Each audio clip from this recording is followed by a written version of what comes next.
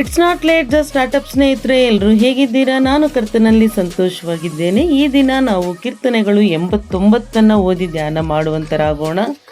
ಇದರಲ್ಲಿ ಸ್ವಲ್ಪ ವಾಕ್ಯಗಳು ಹೆಚ್ಚಾಗಿ ಇದೆ, ಅಂದರೆ 52 ವಾಕ್ಯಗಳಿದೆ. ಸೊ ನೀವು ಸ್ವಲ್ಪ ಸಮಯವನ್ನು ನನ್ನ ಜೊತೆ ಕಳೆಯುವಂತಿರುತ್ತದೆ. ಒಂದು 10 ನಿಮಿಷಗಳ ಕಾಲ ನಾವು ದೇವರ ವಾಕ್ಯವನ್ನು ಧ್ಯಾನ ಮಾಡೋಣ. ಕೀರ್ತನೆಗಳು 89. ಯೆಹೋವನೇ, ನಿತ್ಯವೂ ನಿನ್ನ ಕೃಪಾತಿಶಯವನ್ನು ಆಡಿ ಹರಸುವೆನು. ನಿನ್ನ ಸತ್ಯತೆಯನ್ನು ಮುಂದಣ ಸಂತಾನದವರೆಲ್ಲರಿಗೂ ನನ್ನ ಬಾಯಿ ತಿಳಿಯ ಮಾಡುವುದು. ನಿನ್ನ ಪ್ರೀತಿ ಸಂಕಲ್ಪವು ನಿತ್ಯವೂ ಸಿದ್ಧಿಗೆ ಬರುತ್ತಲೇ ಇರುವುದು. ಆಕಾಶದಲ್ಲಿ ನಿನ್ನ ಸತ್ಯತೆಯನ್ನು ಸ್ಥಾಪಿಸುವಿ ಎಂದು ತಿಳಿದುಕೊಂಡಿದ್ದೇನೆ.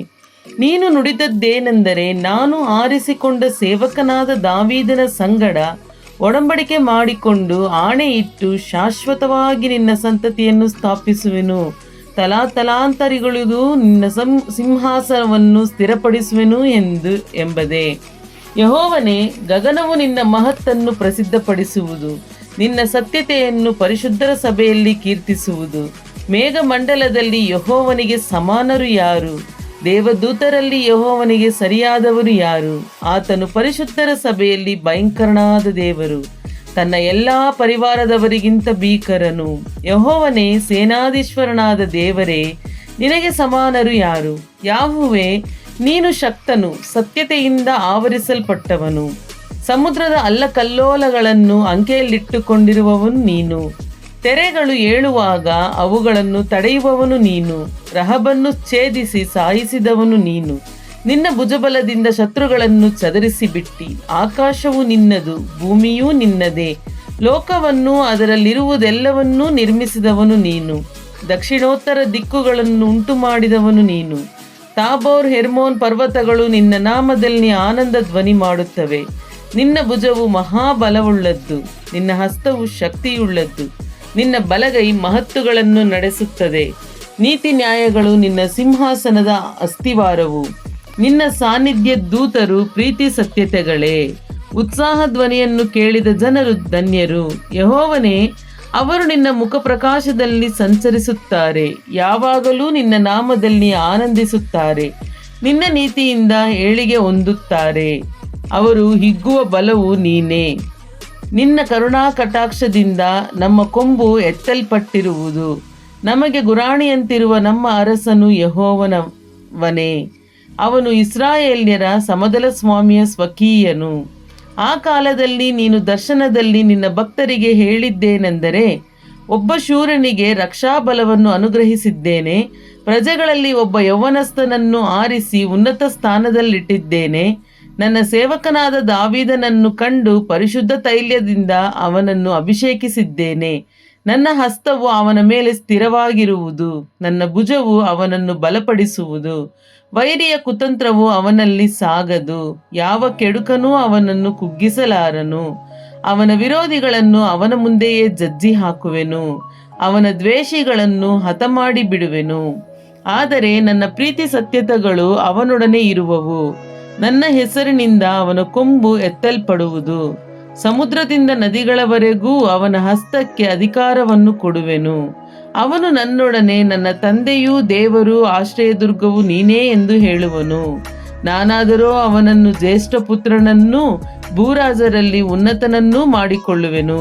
ನನ್ನ ಕೃಪೆಯು ಅವನಲ್ಲಿ ಶಾಶ್ವತವಾಗಿರುವುದು, ನನ್ನ ಒಡಂಬಡಿಕೆಯು ಅವನಲ್ಲಿ ಸ್ಥಿರವಾಗಿರುವುದು. ಅವನ ಸಂತಾನವನ್ನು ಯಾವಾಗಲೂ ಉಳಿಸುವೆನು. ಅವನ ಸಿಂಹಾಸನವು ಆಕಾಶವಿರುವವರೆಗೂ ಇರುವುದು. ಅವನ ಸಂತಾನದವರು ನನ್ನ ಧರ್ಮಶಾಸ್ತ್ರವನ್ನು ಬಿಟ್ಟು ನನ್ನ ಆಜ್ಞೆಗಳಲ್ಲಿ ನಡೆಯದೆ, ನನ್ನ ವಿಧಿಗಳನ್ನು ಮೀರಿ ನನ್ನ ನೇಮಗಳನ್ನು ಪಾಲಿಸದೆ ಹೋದರೆ, ನಾನು ಅವರ ದ್ರೋಹಕ್ಕಾಗಿ ಅವರನ್ನು ಬೆತ್ತದಿಂದ ಹೊಡೆಯುವೆನು, ಅವರ ಅಪರಾಧಕ್ಕಾಗಿ ಪೆಟ್ಟು ಕೊಡುವೆನು. ಆದರೂ ನಾನು ಅವನಲ್ಲಿಟ್ಟಿರುವ ಕೃಪೆಯನ್ನು ತಪ್ಪಿಸುವುದಿಲ್ಲ. ಆಮೇನ್. ನನ್ನ ನಂಬಿಗಸ್ತಿಕೆಯಿಂದ ಜಾರುವುದಿಲ್ಲ, ನನ್ನ ಒಡಂಬಡಿಕೆಯನ್ನು ಭಂಗಪಡಿಸುವುದಿಲ್ಲ, ನನ್ನ ಮಾತನ್ನು ಬದಲಿಸುವುದಿಲ್ಲ. ನನ್ನ ಪವಿತ್ರತ್ವದಲ್ಲಿ ಆಣೆ ಇಟ್ಟು ಒಂದು ಸಂಗತಿ ಹೇಳಿದ್ದೇನೆ, ಅದರ ವಿಷಯದಲ್ಲಿ ದಾವೀದನಿಗೆ ಸುಳ್ಳುಗಾರನಾಗುವುದಿಲ್ಲ. ಅದೇನೆಂದರೆ, ಅವನ ಸಂತತಿಯು ಶಾಶ್ವತವಾಗಿ ಇರುವುದು. ಅವನ ಸಿಂಹಾಸನವು ಸೂರ್ಯನಂತೆ ನನ್ನ ಎದುರಿನಲ್ಲಿದ್ದು ಚಂದ್ರನಂತೆ ನಿತ್ಯಕ್ಕೂ ಸ್ಥಿರವಾಗಿರುವುದು. ಪರಲೋಕದ ಸಾಕ್ಷಿ ಸತ್ಯವೇ ಸರಿ. ಹೀಗೆ ಹೇಳಿದ ನೀನು ನಿನ್ನ ಅಭಿಷಿಕ್ತನ ಮೇಲೆ ರೇಗಿದವನಾಗಿ ಅವನನ್ನು ಅಸಹಿಸಿ ತಳ್ಳಿಬಿಟ್ಟಿದ್ದಿ. ನೀನು ನಿನ್ನ ಸೇವಕನ ಸಂಗಡ ಮಾಡಿಕೊಂಡ ಒಡಂಬಡಿಕೆಯನ್ನು ಭಂಗಪಡಿಸಿ ಅವನ ಕಿರೀಟವನ್ನು ನೆಲಕ್ಕೆ ಹಾಕಿ ಅಪವಿತ್ರ ಮಾಡಿದ್ದಿ. ಅವನ ದೇಶದ ಮೇರೆಗಳನ್ನು ಕೆಡವಿ ದುರ್ಗಗಳನ್ನು ಹಾಳು ಮಾಡಿದ್ದಿ.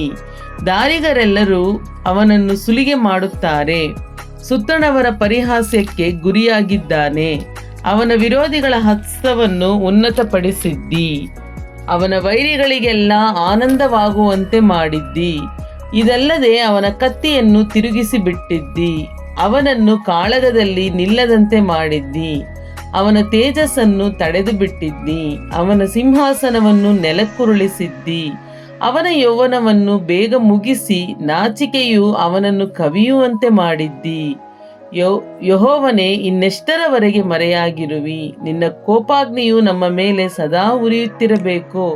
ನನ್ನ ಆಯುಷ್ಯವು ಎಷ್ಟು ಅಲ್ಪವೆಂದೂ ಎಂಥ ವ್ಯರ್ಥಕ್ಕಾಗಿಯೇ ಮನುಷ್ಯರನ್ನು ನಿರ್ಮಿಸಿದ್ದಿ ಎಂದು ಜ್ಞಾಪಿಸಿಕೋ. ತನ್ನನ್ನು ಪಾತಾಳಕ್ಕೆ ತಪ್ಪಿಸಿಕೊಂಡು ಮರಣ ಹೊಂದದೆ ಚಿರಂಜೀವಿಯಾಗಿರುವ ಮನುಷ್ಯನು ಯಾವನಿದ್ದಾನೆ? ಕರ್ತನೇ, ನೀನು ನಿನ್ನ ಸತ್ಯತೆಯಲ್ಲಿ ಆಣೆಯಿಟ್ಟು ದಾವೀದನಿಗೆ ವಾಗ್ದಾನ ಮಾಡಿ ನಡೆಸುತ್ತಿದ್ದ ಮುಂಚಿನ ಕೃಪಾಕಾರ್ಯಗಳು ಎಲ್ಲಿ? ಯೆಹೋವನೇ, ನಿನ್ನ ವೈರಿಗಳು ನಿಂದಿಸುತ್ತಾರೆ. ನಿನ್ನ ಅಭಿಷಿಕ್ತನನ್ನು ಹೆಜ್ಜೆ ಹೆಜ್ಜೆಗೂ ಅಪಮಾನ ಮಾಡುತ್ತಾರೆ. ಕರ್ತನೇ, ನಿನ್ನ ಸೇವಕರಿಗಾಗುವ ಅಪವಾದವನ್ನು ನಾನು ಎಲ್ಲ ಜನಾಂಗಗಳ ನಿಂದಾಭಾರವನ್ನು ಉಡಿಲಲ್ಲಿ ಕಟ್ಟಿರುವುದನ್ನು ಜ್ಞಾಪಿಸಿಕೋ. ಯೆಹೋವನಿಗೆ ಸದಾಕಾಲವು ಕೊಂಡಾಟವಾಗಲಿ. ಆಮೇನ್, ಆಮೇನ್, ಹಲ್ಲೆಲೂಯಾ. ದೇವರ ಪರಿಶುದ್ಧ ನಾಮಕ್ಕೆ ಸ್ತೋತ್ರವಾಗಲಿ. ನಾನು 10 ನಿಮಿಷಗಳ ಕಾಲ ಹೇಳಿದ್ದೆ, 7 ನಿಮಿಷಗಳಲ್ಲಿ ಮುಗಿಸಿದ್ದೇನೆ. ಈ ವಾಕ್ಯಗಳು ನಿಮಗೆ ಆಶೀರ್ವಾದವಾಗಿತ್ತು ಅಂತ ಹೇಳಿ ನಾನು ವಿಶ್ವಾಸಿಸ್ತೇನೆ. ನಿಮ್ಮ ಜೊತೆ ದೇವರು ಈ ವಾಕ್ಯಗಳಲ್ಲಿ ಏನು ಕಾರ್ಯಗಳನ್ನು ಮಾತಾಡಿದ್ದಾರೆ ಅಂತ ಹೇಳಿ ನೀವು ಕಮೆಂಟ್ ಮಾಡಿ. ನನ್ನ ಜೊತೆ ಬಂದು ದೇವರು ಮಾತಾಡಿದ್ದು, ಪ್ರೇರೇಪಿಸಿದ್ದು ಏನು ಅಂತ ಹೇಳಿದ್ರೆ, ನಾವಿಲ್ಲಿ ಸುಮಾರು ವಾಕ್ಯಗಳನ್ನ ಓದಿದ್ದೀವಲ್ಲ, ವೈರಿಗಳು ಏನು ಮಾಡ್ತಾ ಇದ್ದಾರೆ, ನಮ್ಮ ಮೇಲೆ ಹೇಗಿದೆ ಅವರ ಕೋಪ, ಇದೆಲ್ಲ ಹೇಳ್ತಾ ಇದ್ದೀವಲ್ವ. ಸೊ ಇದನ್ನೆಲ್ಲ ನಾವೆಲ್ಲಿಟ್ಕೊಂಡಿದ್ದೀವಿ ಅಂದರೆ ಉಡಿಲಲ್ಲಿ ಇಟ್ಟುಕೊಂಡಿದ್ದೀವಿ. ಅಂದರೆ ನಮ್ಮ ಎಲ್ಲ ಭಾರಗಳನ್ನ ನಮ್ಮ ಮಡಿಲಲ್ಲಿ ಇಟ್ಕೊಂಡಿದ್ದೀವಿ ಅಂತ ಹೇಳಿ ದೇವರ ಹತ್ರ ಪ್ರಾರ್ಥನೆ ಮಾಡಿ ನಮ್ಮನ್ನು ಒಂದು ಸಲ ಜ್ಞಾಪಿಸ್ಕೋ ಅಂತ ಹೇಳಿ ಇಲ್ಲಿ ಬರೆದಂತಹ ಸಂಗೀತಕಾರ ಹೇಳ್ತಾ ಇದ್ದಾರೆ. ಬಟ್ ನಿಜ ಏನು ಅಂತ ಹೇಳಿದ್ರೆ, ನಮ್ಮ ಎಲ್ಲ ಭಾರಗಳು ದೇವರಿಗೆ ಗೊತ್ತು.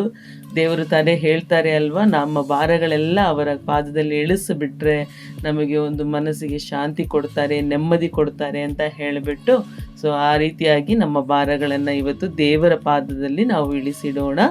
ನೀವೇನಾದರೂ ನಮ್ಮ ಚಾನಲ್ನ ಇದೇ ಮೊಟ್ಟ ಮೊದಲ ಬಾರಿಗೆ ನೋಡ್ತಾ ಇದ್ದರೆ ದಯವಿಟ್ಟು ಸಬ್ಸ್ಕ್ರೈಬ್ ಮಾಡ್ಕೊಳ್ಳಿ. ನೋಟಿಫಿಕೇಷನ್ ಬಟನ್ ಕೂಡ ಕ್ಲಿಕ್ ಮಾಡಿ.